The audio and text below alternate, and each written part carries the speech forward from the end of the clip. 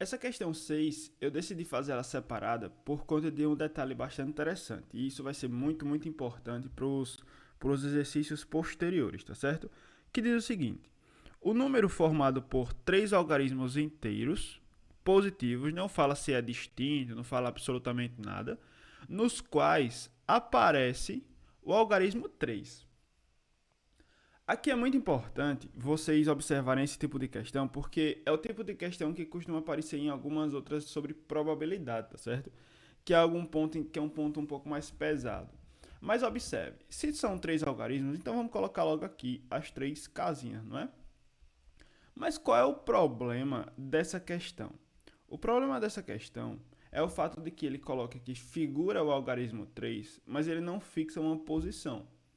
Isso significa dizer que eu posso. E não fala se pode ser distinto. Isso significa dizer que eu posso ter, por exemplo, 303, 330, 333, 352, 532. Observe que tem um monte de variação. Isso significa outra coisa, outro detalhe bastante interessante. Se eu sei, e aí é onde eu posso pegar o caminho inverso. Por quê? Porque se eu observo que eu tenho muita bagunça, muito ou, como assim muito ou? Se aparecer só um 3 ou se aparecer dois 3 ou se aparecer os três valores 3, tá vendo? Então, por quê? Eu precisaria considerar um número do tipo 352, onde aparece somente um algarismo 3 e os outros são diferentes de 3. Eu teria que considerar um número mais ou menos assim, onde eu tenho dois números que são 3 e o outro que pode ser qualquer um. Então veja, e o outro precisa ser diferente de 3. E eu precisaria considerar 333, que só era uma opção, né? Mas o que isso significa?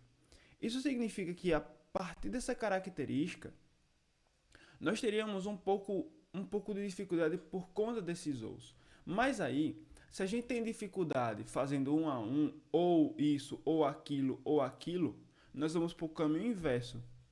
E se não tiver nenhum algarismo 3? E aí é um ponto muito importante, certo?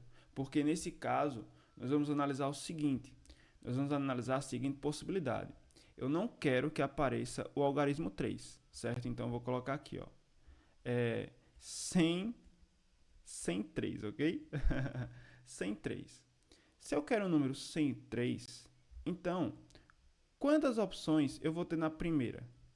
Aqui eu não quero o 3, mas eu também não posso ter o 0, né? Então aqui eu só tenho uma opção, ok? Aqui eu tenho quantas opções? 9, porque eu posso repetir os números, o 0 já pode entrar nessa segunda, mas o 3 não. E aqui eu também tenho 9, porque mesma característica. E aí isso aqui vai dar resultado de 648.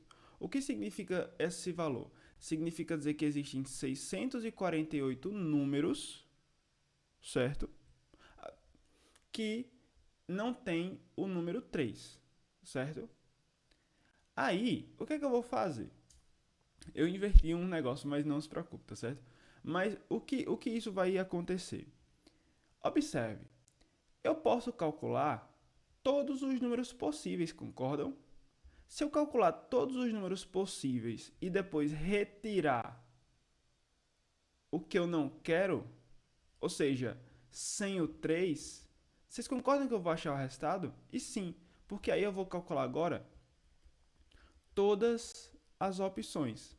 Quando eu calculo todas as opções, eu vou ter uma, duas, três, onde na primeira existe a restrição do zero, não pode ser zero, então aqui vai ser 9, aqui vai ser 10 e aqui também vai ser 10. Por quê? Porque agora eu estou considerando tudo. Então, eu tenho 900 números com 3 algarismos, tá certo? Essa é a quantidade. 900 números com 3 algarismos. Daí, a pergunta que é o número formado por 3 algarismos inteiros positivos em que aparece o 3. Eu achei aquele que não aparece o 3.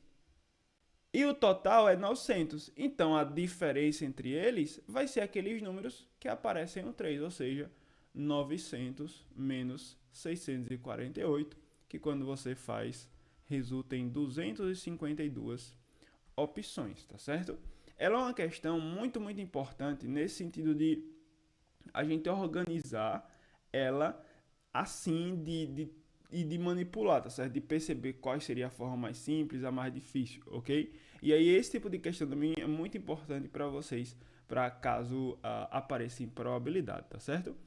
E aí, deixa eu ver se dá tempo. Acho que eu vou fazer outro vídeo para ajustar.